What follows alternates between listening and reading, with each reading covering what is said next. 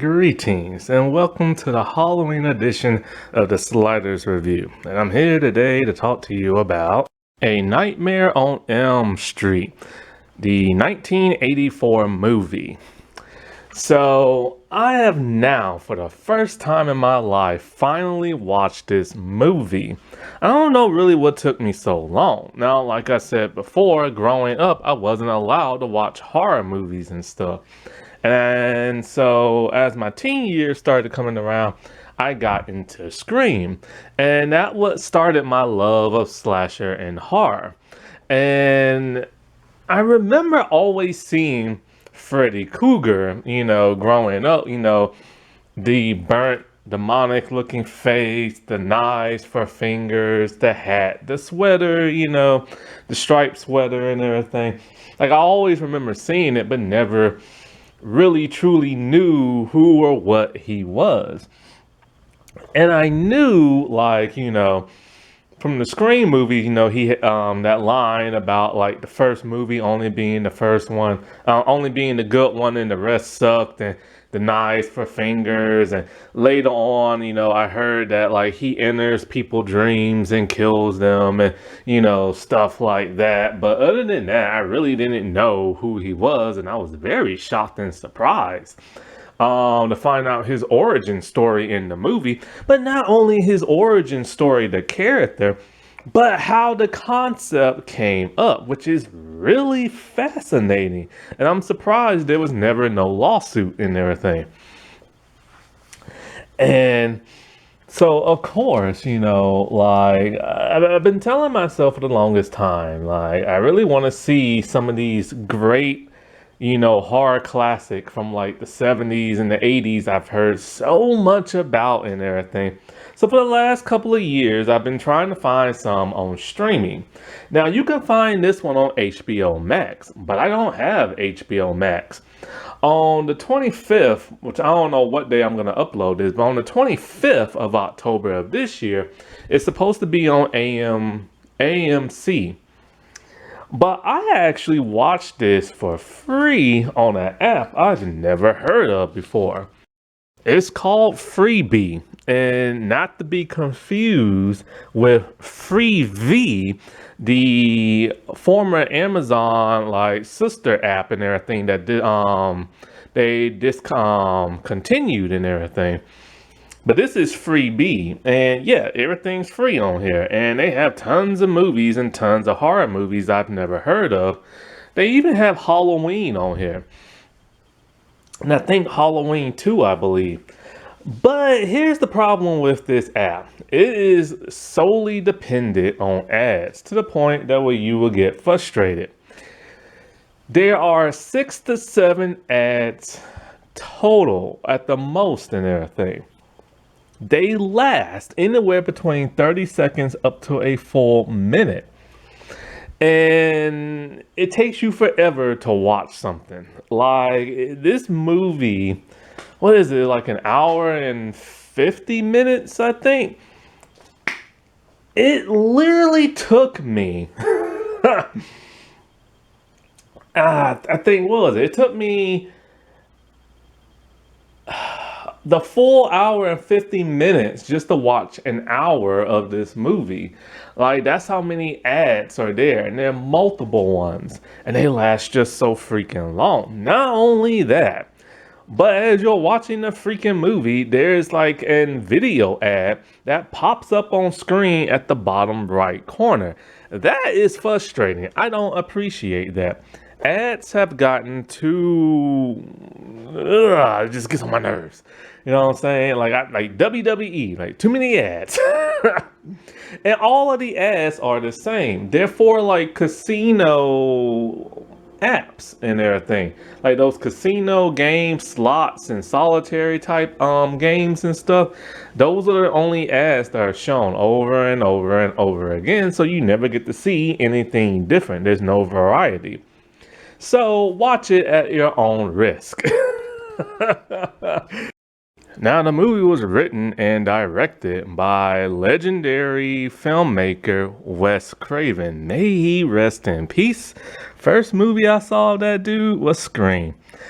And if it wasn't Scream, then it was probably Swamp Thing. Now, I do remember watching Swamp Thing back in the day. I don't know if it was the television show or the movie. So it's one of those, you know. But Scream is the one I truly remember him first, like, you know, making that I saw and everything. And it's interesting how this movie all came to be. Like, a lot of it came from the man's childhood.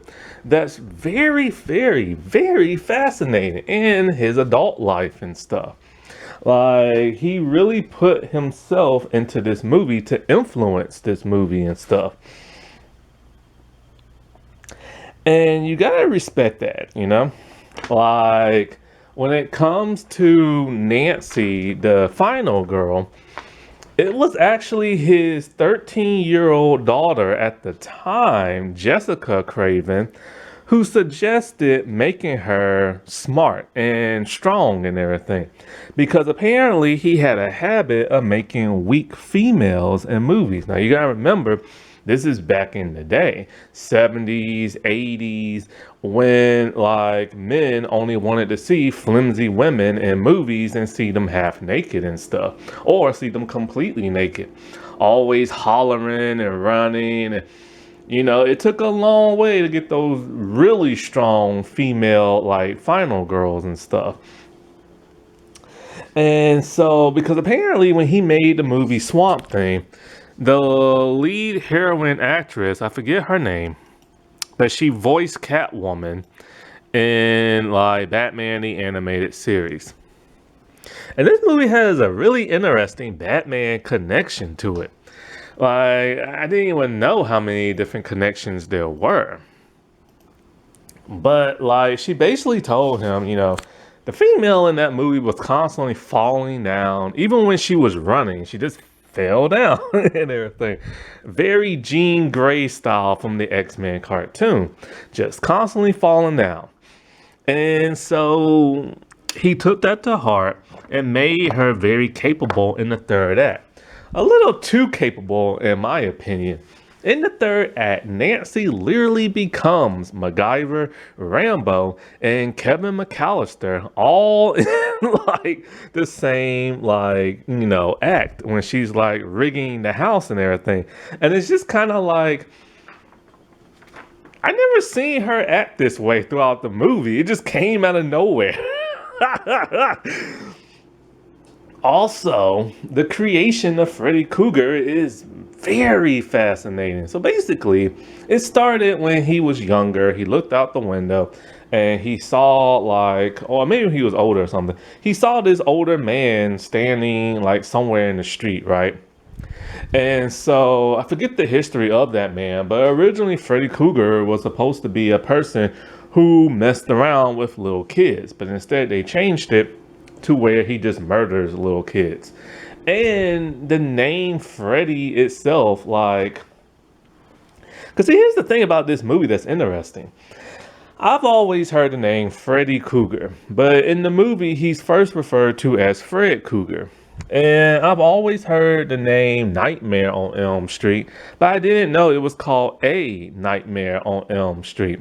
And when it comes to the creation of Freddy Krueger, this actually happened from Wes's childhood. Apparently, he was bullied and beat up like nearly every day by a kid named Fred Krueger. And so he decided to use that trauma and create a character based on this. And in fact, in another movie he created, he named the character Fred Krug. And I'm surprised the dude never got a lawsuit by that. So yes, there was a real Freddy Krueger running around the streets and everything. And actually, I think I did hear something about a lawsuit at one point, or maybe not. I'm not sure. But like, I just like never knew that, and that's because I never knew nothing about like, you know, this movie. Now, as we all know, Robert Englund is the one who played Freddy Krueger, and I first saw this dude in Urban Legend, but I knew he was like Freddy Krueger. And when you look at him, I'm thinking to myself, he don't look scary, like he's all skinny and stuff. But apparently, originally, he wanted David Warner to play Freddy Krueger, but because of scheduling conflicts, I think he was unable to do it. Now, what's interesting about Robert is that he voiced the Riddler in the WB The Batman cartoon, but David voiced Ra's al Ghul in Batman the Animated Series. Then he wanted this one man named Kane. I forget Kane's last name, but I forget this dude's name, but he's really big and like built and everything. He wanted Freddy Krueger to be a very imposing, menacing character, and so Kane was unable to do it. But then Kane later went on to play Jason in the Friday the 13th movies and stuff. Robert got the part. And it's weird. It's interesting. The Batman connection. Robert was the Riddler. David was Ra's al Ghul. And that woman from Swamp Thing was Catwoman and stuff. That's just so fascinating. And Robert did an amazing job, even though he's kind of barely in the movie and stuff. And I've never seen the remake, but I heard it sucked. And they wanted to make a brand new movie around 2017 with Robert reprising his role, but Robert's really up there in age. So he'll probably be able to stand around, but chasing people, he's gonna need a stunt actor for that. So when this movie was getting pitched and everything, Disney was the only people who wanted this movie, but they wanted it PG-13. And West said, nah. New Line Cinema came in, and of course, history was made. And it's really interesting now watching this movie, seeing all the parallels between this movie and Scream. Because of course they both directed by the same man, but I never knew the parallels before. You have the blonde who starts the movie and she's the first one to be attacked, and you assume she's going to be the final girl, but not the final girl. And she ends up dying first, only for the brunette who's sweet and innocent to take over the movie and be the final girl. And the interesting thing about the brunette character is that it's not her that caused the killer to go after her. It's something the mom did and everything. Then there is the sheriff from Scream. He was a police officer. Very quick appearance in this movie and stuff. And I just find that so fascinating. The movie had a budget of $1.1 million and made $57.1 million at the box office. And it's at the point to where they added this movie to the National Film Registry of the Library of Congress and stuff. And of course, it has spawned multiple sequels and stuff. The second movie had a final boy. I think that was the first time that's ever happened. And not only is he a final boy. Now, I've never watched the sequel, and I never really read up on the character. I think he might be gay, might not. I'm not sure, but I know the actor is gay. And so that's history making on its own, being the first final boy. But a lot of people really didn't like that second movie. Nancy was nowhere to be found. And she is the final girl, saying that her family moved from that house and stuff like that. And when it comes to her mom, there's two different explanations as to how she died. So that's a little confusing for most people. But then Nancy returned back for the third movie. I believe she was a teacher or a counselor or something. And then she ended up dying in that movie. I can't remember which one it was, but whichever one is called A New Nightmare, they went completely meta in 1994. And basically where it's it has no connection to the other movies, but basically they're making a movie based on, I guess, the killings of the original movies and stuff. And they had people from the first movie play themselves playing the characters of the first movie. So the actress who played Nancy came back, and of course, Robert came back, and in this movie, Freddy's costume changes and he was more menacing.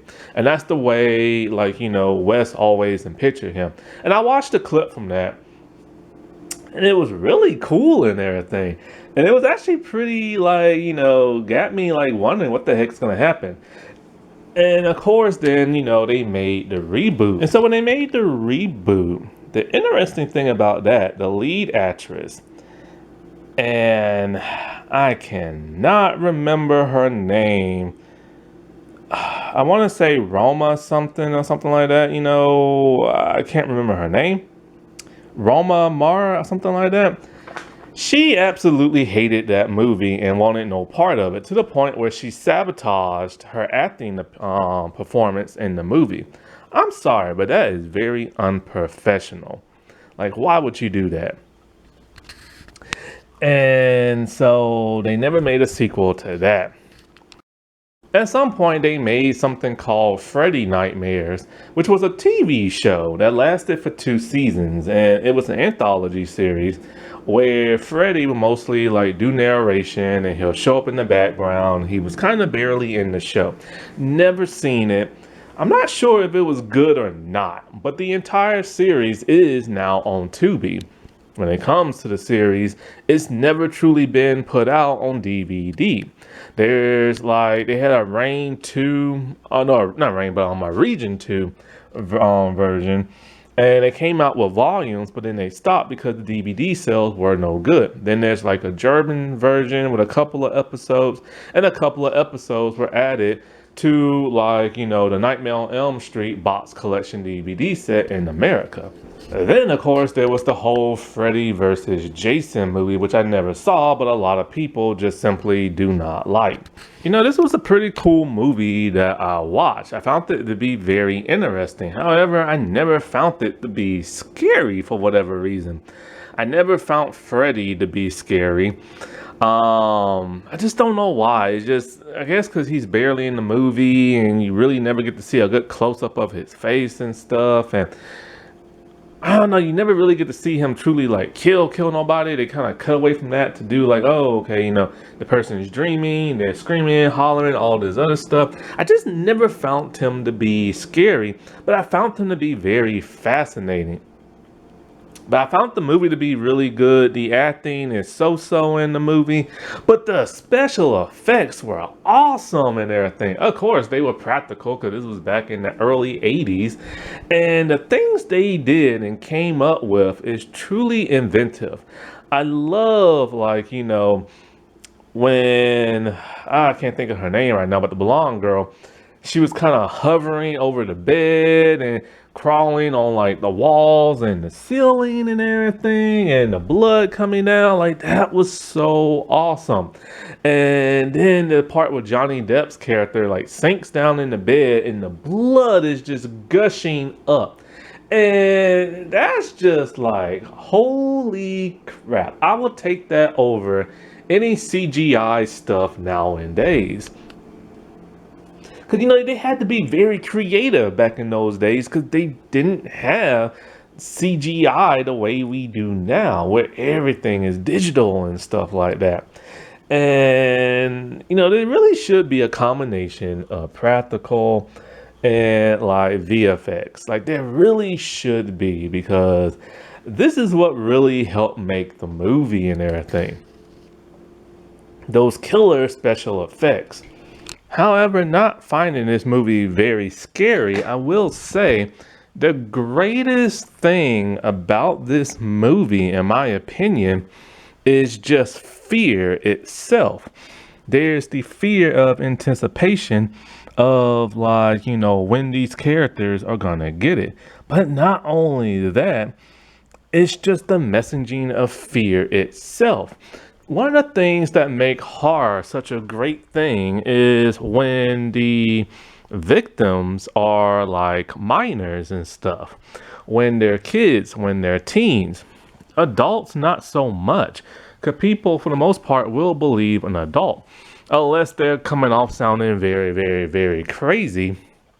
But after a while, people in horror movies and TV shows and stuff tend to believe, an adult more than they will a minor. And the fact that these are teenagers and stuff, nobody wants to believe them because they're sounding like a bunch of like kids that are playing make believe and stuff.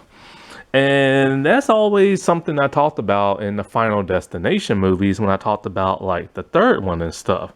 When they went back to actual like teenagers, like they did in the first movie, as opposed to that of the second, which had adults, it makes you more fearful for them because they're young. You want them to survive. You want them to have a long lasting life. And, if they die as a teen, that's not going to happen and stuff. And the fact that these, or at least like one or two of them, or maybe probably three of them are like terrified and nobody wants to believe them makes it all that much better for like a movie. Then there's the whole do they sleep, do they not? You have to sleep. If you don't, you really screw with like your brain and your body. And so that's another aspect of like the fear part of it. Because we know if these kids go to sleep, they're probably gonna get it and everything. And then there is the fear of like guilt, like, wanting to confess why all this stuff is happening and stuff. The mother's guilt and the fear of what people will think of her. But it's funny, even though I've never seen A Nightmare on Elm Street, I've seen its premise duplicated in multiple other like projects and stuff, and the television show Sliders in one episode. Multiple other stuff. Oh, Star Trek, The Next Generation, Star Trek Voyager. Like, the whole thing of, okay, if you go to sleep, there's something that's gonna go inside your dream and try to kill you and stuff. And, that's been duplicated over and over and over again. And, even though it's been duplicated over and over again, it's very gratifying because they always come up with something different and new other than just copying from the source material. One thing I also think that this movie did very effectively is like blurring the lines between reality and dreaming. There are times where you can clearly tell, okay, she's dreaming. Like, why is she walking around an empty, like, factory type place, and like nobody else is around? But then there are times when they're like outside or in their house or like towards the ending of the movie, you're not quite sure if you're watching what's real or what's fake. And that's really, really cool because they did it in a way that is so effortlessly like flawless and everything that you really can't tell until like, something like happens. And even after it happens, you're still not quite sure what the heck you just saw because of the simple fact you don't know if it's like reality or like a dream. So the movie starts off with Tina, I think her name is, or Christina. And she's played by Amanda Walsh, I believe her name is. And so you assume automatically she's gonna be the main girl of the movie, similar to that of Casey Becker. But she's not. It's like a huge misdirection and stuff. Her character's more of like, she doesn't have an attitude, but she's a bit tougher in my opinion. A bit more straightforward and stuff. And so, because it starts off with her and she first encounters Freddy and stuff, you assume she's the main, like, final girl. And so she's dreaming and, Freddy's after her and stuff. And when she wakes up, one thing I love about these older 80s movies, they do such a great job at screaming and hollering and acting scared. It's like, so when she's at school, she's talking to her friends and she tells them, she had a nightmare. And her friend Nancy also had a nightmare with the same guy when she described what he looked like. And then at some point, like her boyfriend, he imagined that dude as well. So it's like they think it's a weird coincidence that they all dreamed the same person. And so her and her boyfriend, they're the horny type. They're like doing it and stuff. But then after a while, she falls asleep. And this is when Freddy actually gets her. And he's on top of her. He's cutting her because, whatever happens in the dream world happens to you out in the real world. So the cuts are very real, and she's just screaming and she's hollering. She's under the bed sheets. Her boyfriend's like freaking out, not sure what the heck is going on. And then she starts like, her back hits the wall and she's climbing up it backwards and she's bleeding and this and this and that. And he's just kind of like, who the heck did this to you, like, and he's freaking out. He can't save her. And it's one of the like better effective scenes I've ever seen in like a horror movie. And so when she dies, of course, he bolts because he's scared. He has blood on him. He just got to do banging her. She's slashed up and down, and she's deader than dead. So Jesus Garcia, he plays Rod, and I think he goes by the name Nick Corey now, I think. But like, first of all, shout out to having a Latino in a horror movie in the 80s. That is very rare. So his character, Rod, is kind of more like your typical jerkish, like horny type guy, you know what I'm saying, in horror movies. And so he's been on like the run ever since like, Tina got killed. And the police think, of course, it's him. When he finds Nancy, he tells her straight up, it's not me. And I don't know like how all this happened. But of course, Nancy's dad, who's a cop, used her to find him. He gets arrested after trying to make a run for it, but he gets taken to jail. And their number one prime suspect ends up dying in like the prison cell. Now we never truly get to see Freddy come after him. It's weird. The only people we see Freddy going after are the females in this movie. I guess they felt like a male wouldn't be effective enough, but in my opinion, it would have. But we see him get hung. And of course, the cops are just assuming that he just hung himself. But Nancy does not believe that, like, he hung himself. It must be Freddy. Glenn is played by Johnny Depp's character. He's barely in the movie. This is his first time acting in a movie. So they have like introducing like Johnny Depp. And so I think this is before his 21 Jump Street show he was on. And so he kind of plays, I don't know, he's kind of like the elusive, like cool kid kind of person. Like, he doesn't never really have an expression on his face. He kind of looks like he's high 24/7, but he's not. And so he is the boyfriend of Nancy. And so he had one job to do in this movie, and that's just stay awake so Nancy can grab Freddy, bring him into the real world, and, her boyfriend can save the day by beating him up. But he couldn't do that because he kept falling asleep. And so when he fell asleep again for the second time, Freddy got his behind. Like, he sleep on the bed. Freddy like grabs him from the bed, pulls him down, and blood just gushes all up on the ceiling. And the mom is watching. And by this time, the cops are going to his house, and they gotta realize, hey, something paranormal is going on. But of course, in horror movies, adults are like very stupid, especially the police and everything. And so they should now know that they're not dealing with an ordinary person. They should now know they're dealing with some kind of demonic entity. Nancy, played by Heather Langenkamp, she is our final girl. And I was very shocked and surprised that she ended up being the final girl, because I thought Tina for sure was going to be it. But she is the sweet and innocent type. soft-spoken, like doesn't do anything wrong. And so, like her friend, she sees Freddy in her dreams.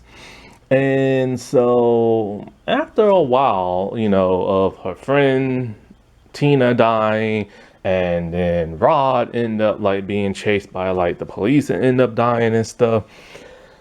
Nobody will believe this girl. Her parents straight up just won't. Her dad's a cop and her mom's an alcoholic.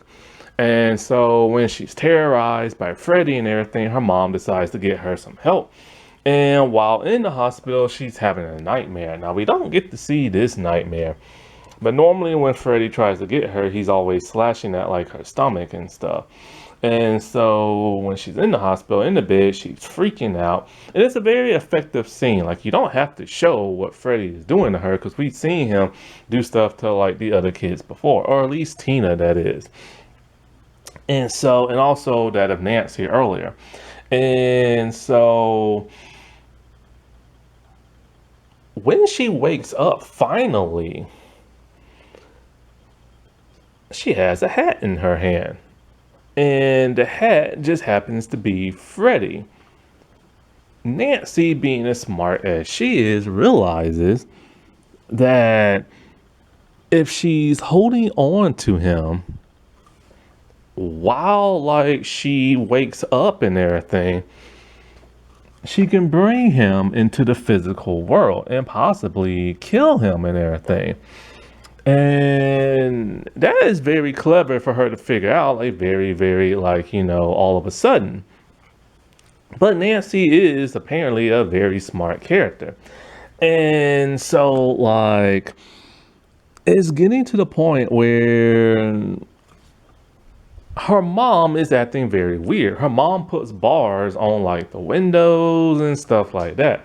And when she's describing what Freddy looks like to like, her dad, it seems like almost like he knows who it is, and he does start to remember who this person is, because when she brings the hat back and talking to the mom knows exactly who this is. And that's why she put the bars on the windows.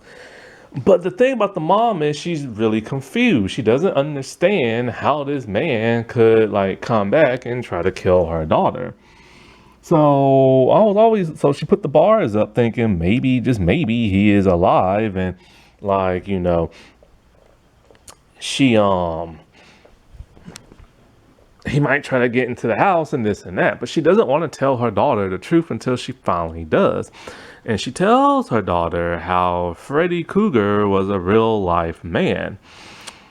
And he would kill a bunch of kids. He had knives for fingers because he made these razor sharp knives and put them on a glove. And so the mom in the neighborhoods, they decided they're gonna do something about this and everything. So they got together, they found him, and Nancy mom is the one who killed him and everything. And so this is why Freddy is after mostly Nancy and like her friends and stuff. He wants revenge on the daughter's, because the mother of the daughter, killed him and everything. And so this was like a shocking revelation. Like, I was not expecting the mom to be the one to help organize this dude's murder and murder this dude and stuff. Because when it came to Freddy, I always assumed he was just a magical entity. You know what I'm saying? I never knew he was a real life man. But then in the beginning of the movies, when you see him creating his gloves, I'm all like, why would a ghost create like a knife glove and everything, Like, that never made no sense to me when I started watching this movie. Until now, on the last act, you find this out. And so, once again, it's weird how instead of going after, like, the mom and the rest of the mom, they go after, like, the kids and stuff. That's a weird horror movie, slasher movie trope, in my opinion. But it's something that normally happens. Like it happened in Urban Legends Bloody Mary, it happened in Scream, it happened in Pretty Little Liars, Original Sin. Like it's just weird. And so like Nancy decides she's gonna stop Freddy once and for all because she knows he's not like a real person. He's like a ghost. Now they never explain how exactly this man's ghost is able to enter people's dreams and stuff like that. It's the 80s, it's fast, it's loose. They never explain things. And so what happens next? I just have a hard time believing. Now, granted, this is a movie about a dead man whose ghost enters people's dreams and kills them. I can believe that. But I can't believe that Nancy all of a sudden becomes MacGyver.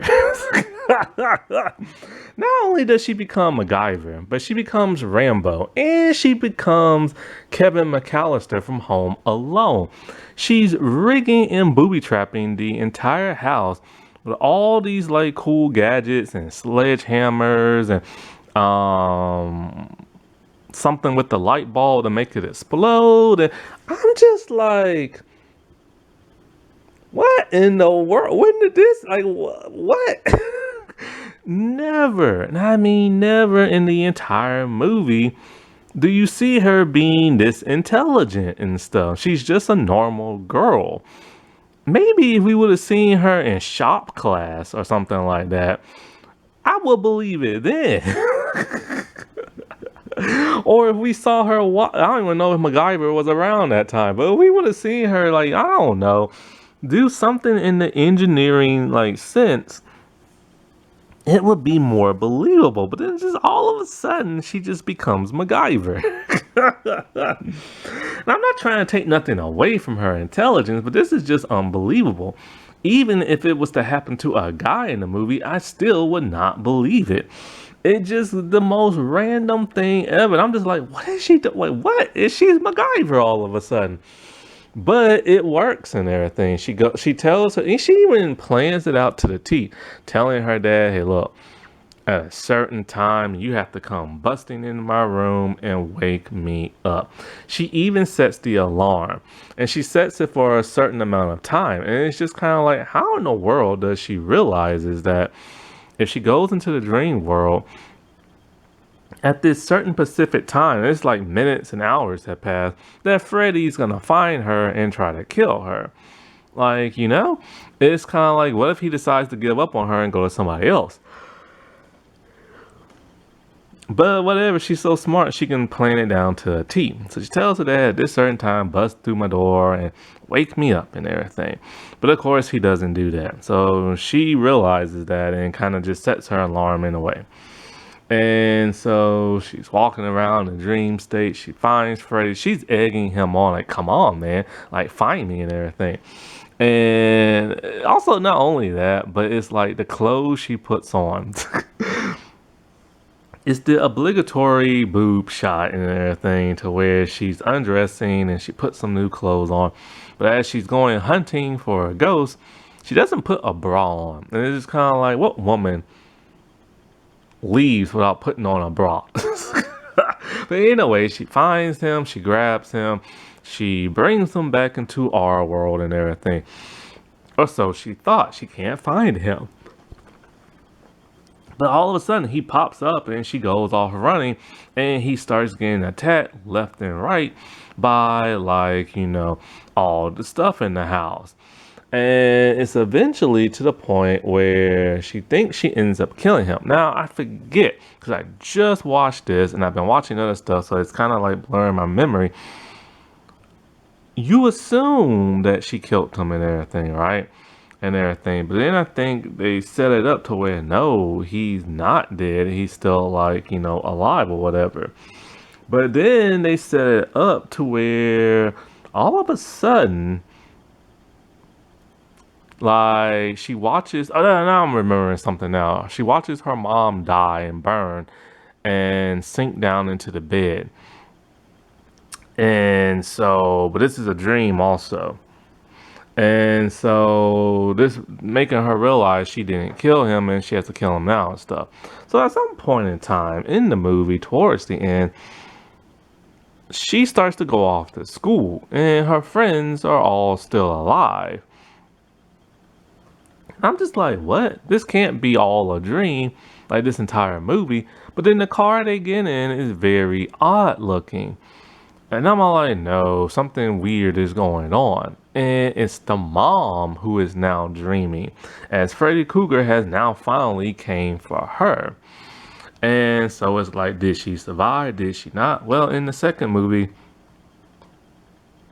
I think they say she offed herself or something like that. But then in like the new Nightmare movie, I think they said Freddy actually got her. So one of those is canon, you know what I'm saying? And so yeah, even though I don't think this movie is like scary, but then again, when it comes to me, not too much like scares me. There are some things that will frighten me and be like, oh my god, I can't believe that just happened. But like, even though it didn't scare me, I appreciate the heck out of this movie for the level of fear, the acting, like the setup and everything, the build up to the anticipation of like seeing somebody get killed, the special effects. Like, this is a really good movie, and I see now why so many people love it. However, some people say A New Nightmare is actually the best in the entire like franchise. I have no idea because I'm not paying to see any of those sequels. If I so happen to get an app that I pay for that has those movies on it, then I will watch it then and stuff. That wasn't that spooky. Alright, well, I shall talk to y'all later. Bye.